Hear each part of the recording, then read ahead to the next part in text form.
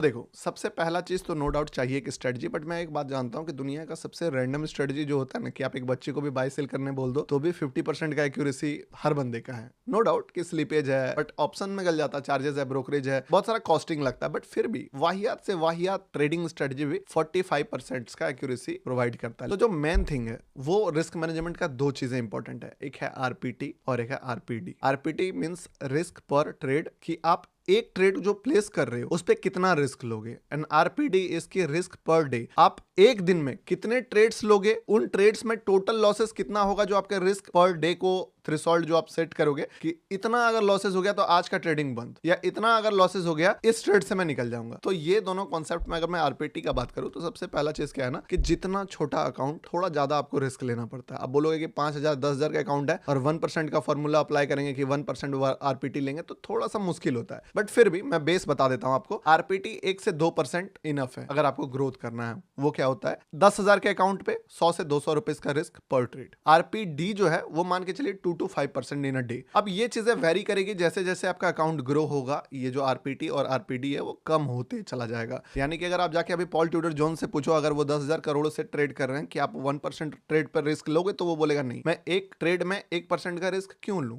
एक तो market leverage दे रहा है, मुझे पता है स्टॉप लॉसेस कहां लगाना है, और great power comes with great responsibilities, आप सुने ही होंगे। तो जब आपके पास पैसे आ जाएंगे तो वो पैसा बढ़ाने से ज्यादा इंपॉर्टेंट आपको उस पैसे को बचाना बन जाता है। तो आप शुरुआत में ठीक है इतना ले सकते हो आरपीटी और आरपीडी। तो जो भी आपका